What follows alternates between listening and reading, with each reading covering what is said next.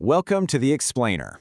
So today, we're going to tackle a word that we all use, every single day, the mind. But what if the way we think about it, our most basic assumption, is just wrong? Let's take a closer look. All right, let's just dive right in. What is the mind? I mean, it seems like a simple question, right? We all feel like we have one, but what are we actually talking about? For most of us, the answer feels pretty obvious. It's this personal, private world that's just inside our own head, right? It's my thoughts, my feelings, completely sealed off from everyone else. And look, this isn't just some random idea we came up with. It's a belief that's been deeply conditioned into us, probably from the time we were kids. We're taught that our mind is this separate thing that we own, and it lives somewhere behind our eyes. Okay, but what if we just stop assuming for a second? What if we tried to actually find this thing? Like right now. If I asked you to pinpoint your mind, where would you even begin to look? All right, let's actually do this. Let's run a little experiment. The only place we can possibly look is in our own direct, immediate experience right now. So, let's do it. So when you really look, what do you find? You don't find some solid object called the mind.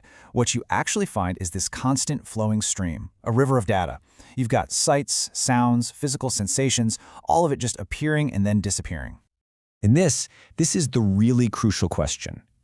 Are any of those fleeting things, the thoughts, the feelings, are they the mind itself? Or are they just the content, just stuff that's appearing within something else? Okay, so this brings us to a really powerful distinction. This is a big one that can totally shift how you see things. We have to separate the stuff that's happening from the space that it's all happening in. I mean, think of it like this. You have all the content of your experience, all the thoughts, feelings, perceptions that are constantly changing. But all of that happens inside of a silent, unchanging container. And that container is just awareness.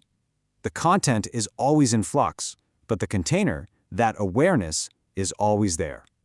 And here's the really amazing part. That container, that awareness, it's completely neutral. It doesn't care what the content is. It allows for happy thoughts, sad thoughts, brilliant ideas, totally ridiculous ones. And it's never stained or damaged or affected by any of it. So if we follow that logic, then what we call our personal mind, well, it's not the container at all.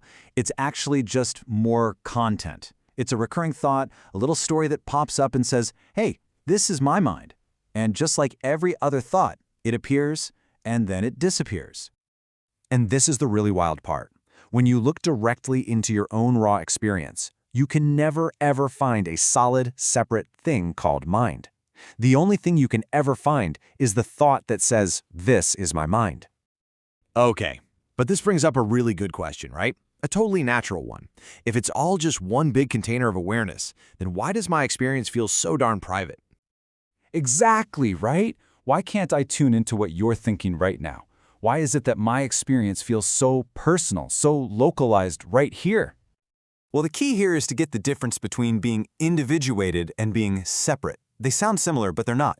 Think about a whirlpool in a river. It has its own unique pattern, its own location. It looks like a distinct thing. But it's made of the exact same water as the entire river. It's just a unique expression of the whole, not something that's been cut off from it. See, just because your experience is unique, just because you have this specific point of view, doesn't mean there's a solid wall built between you and everything else. Our experience can be personal, for sure, but that doesn't mean it's fundamentally separate. Okay, let's try one last analogy to really nail this down and make it super clear. So, picture this. You've got a giant oak tree, and on that tree are two leaves. From their own little spot on the branch, each one is having a completely unique experience, right? One gets a bit more of the morning sun, the other one feels the breeze a little more intensely.